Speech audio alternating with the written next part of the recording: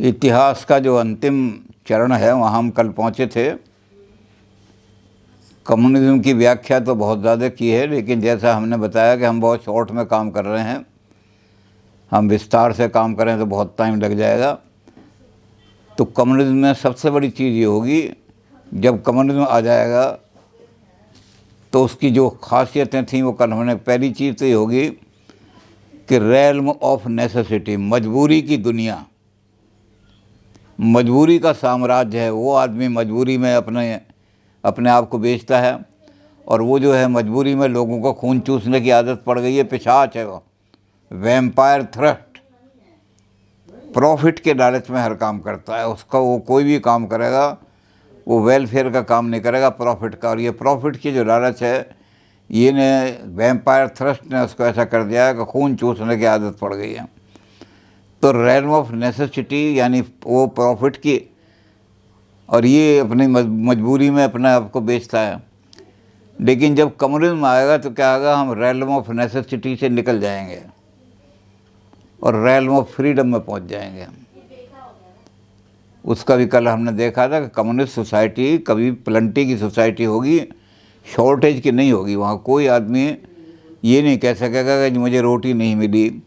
वहाँ ये होगा कि इतना प्रोड्यूसर जो प्रोड्यूस करेंगे, वो प्रोड्यूसर अपने वेज के लिए प्रोड्यूस नहीं करेंगे कि मुझे इतनी तनख्वाह मिलती है इसलिए मैं तो इतना ही काम करूँगा जी, 5 बजे के बाद मुझसे कुछ काम कराओगे तो मैं तो ओवर टाइम लूँगा। कम्युनिस्ट मैन ऐसा नहीं करेगा। कम्युनिस्ट मैन तो सेल्फ रियलाइजेशन। अब सेल्फ रियलाइजेशन का, जो पुराने लोग थे वो तो कहते हैं सेल्फ रियलाइजेशन का मतलब अपनी आत्मा की अनुभूति। वो आत्मा को जानेगा, आत्मज्ञान प्राप्त करेगा।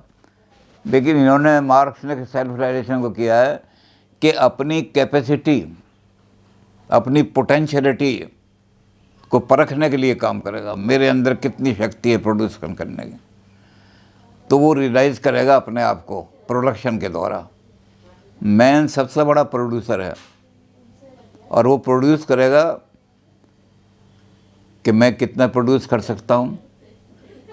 तो एक आदमी कहेगा मैं 3 घंटे काम के बाद थक जाता हूँ, एक कहेगा मैं 7 घंटे काम कर सकता हूँ, एक कहेगा मेरे अंदर कैपेसिटी है मैं 9 घंटे भी काम करता रहूँ। तो आदमी अपने आप को रियलाइज़ करने के लिए, मेरी क्या कैपेसिटी है और मेरे अंदर कितनी शक्तियाँ हैं, उन शक्तियों को रियलाइज़ करने के लिए परखेगा कैसे आदमी कि मेरे अंदर क्या शक्ति है। तो प्रोडक्शन के द्वारा परखेगा। और जब वो प्रोडक्शन के द्वारा इतना परख लेगा कि खूब परख रहा है, तो जब लेने जाएगा वहाँ से अपना नीड, जब तुम्हें 2 रोटी की ज़रूरत है तो 3 क्यों लोगे तुम। 2 रोटी वाला आदमी अगर सिर्फ लालच से कि आज बढ़िया पराठे बने हैं 6 खा लेगा, बीमार हो जाएगा, सर अगले दिन लूज मोशन हो जाएंगे। तो वो अपनी नीड के मुताबिक लेगा। और नीड कौन तय करेगा? नीड स्टेट तय करेगी, सोसाइटी तय करेगी। आदमी व्यक्तिगत नीड तय करेगा तो सारे वो कहेगा मुझे सारी दुनिया की ज़रूरत है। एक आदमी सिकंदर के पास गया, कहता मैं भूखा हूँ तो हिंदुस्तान को जीतने जा रहा है, मुझे 1 दरम 1 रुपया दे दे रोटी खाने के लिए। सिकंदर ने कहा इसके जूते मारो, इसने हमारी इंसल्ट की है। दुनिया का विजेता और उससे 1 रुपया मांग रहा है। ये मेरी औकात है 1 रुपये की, ये मुझे 1 रुपये की औकात समझता है, मारो इसको। तो वो आदमी बिगड़ गया। उसने कहा अगर तू इतना अहंकारी है तो ये अपना ताज मेरे सिर पर रख दे।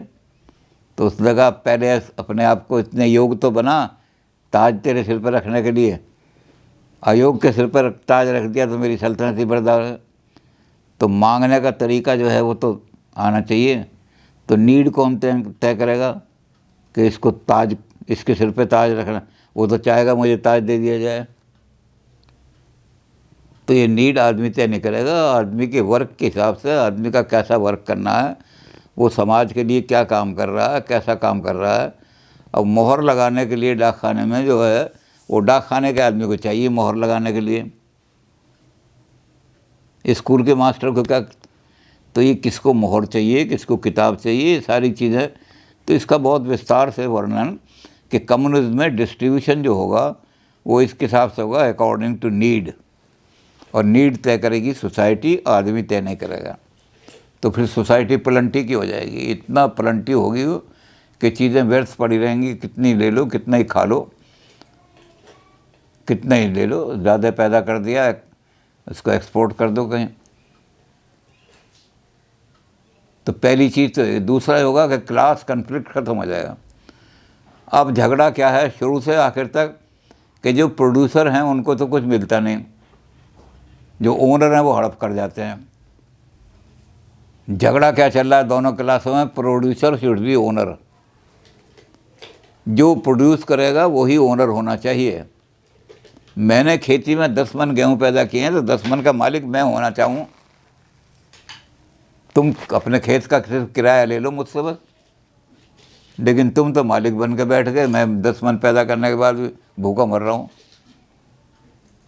तो ये कन्फ्लिक्ट जो है प्रोड्यूसर का और ओनर का, ये शुरू से चल रहा है। हिस्ट्री सारी, ये तो हम देख ही चुके हैं कि सारी हिस्ट्री जो है कन्फ्लिक्ट, क्लास कन्फ्लिक्ट पर है। लेकिन जब कम्युनिज्म आएगा तो ओनर का और प्रोड्यूसर का भेद ही खत्म हो जाएगा। ओनर कोई होगा ही नहीं, प्रोड्यूसर ही ओनर होंगे। हमारी जो लेबर है, जिस लेबर को इसने हमसे ज़्यादा प्रोड्यूस करा के और फिर उसको ठोस बना दिया, मूर्तिकरण कर दिया, उसको मशीन कहने लगाए, तो मशीन तो मेरी लेबर से बनी है। उस लेबर से जो पैसा आया तो मैं अपनी लेबर का मालिक मैं हो जाऊंगा। लेबर कहाँ पहुंच जाएगी? लेबर लेबर में पहुंच जाएगी। और जब लेबर लेबर में पहुंच जाएगी तो कोई झगड़ा ही नहीं रहेगा। जिसने प्रोड्यूस किया उस वही मालिक हो गया। तो कम्युनिस्ट सोसाइटी में क्लास कन्फ्लिक्ट खत्म हो जाएगा बिल्कुल। कोई क्लास नहीं रहेगी, एक ही क्लास होगी, प्रोड्यूसर की क्लास।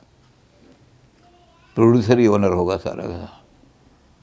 तो इस तरह से कम्युनिस्ट सोसाइटी की, और कम्युनिस्ट मैन की तो डेफिनेशन हमने दे ही दी थी बहुत बड़ा।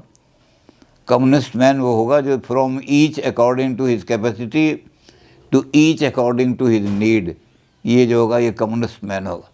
तो ऐसे कम्युनिस्ट मैन पैदा होंगे कम्युनिस्ट सोसाइटी के अंदर। और सारी चीज़ों को चूँकि स्टेट कंट्रोल करेगी, इसलिए बंटवारे का भी झगड़ा नहीं होगा। स्टेट कहेगी इसकी ये नीड है तो इसे 2 कमरे दे दो, इसकी ये नीड है तो इसे 4 कमरे का मकान दे दो। किसी का कोई मकान नहीं होगा, ओनर नहीं होगा कोई भी। तो ऐसी स्थिति में जहाँ रेल में फिर तो सारे आदमी अपनी ह्यूमैनिटी को रियलाइज़ करेंगे। जो खून चूसने वाले हैं वो ख़त्म हो जाएंगे, और जो अपने आप को बेचने वाले उन्हें ज़रूरत नहीं पड़ेगी बेचने की। प्लंटी की सोसाइटी, खूब जितना चाहो लो उतना। तो मानवता का कम्युनिज्म इज ह्यूमनिज्म। तो लोगों ने कहा कि कम्युनिज्म ही मानववाद है। मानव की गरिमा, मानव की प्रतिष्ठा रेस्टोर हो जाएगी। तो कम्युनिज्म ह्यूमनिज्म बन जाएगा, मानववाद। तो इस तरह से कम्युनिज्म की बहुत व्याख्या की।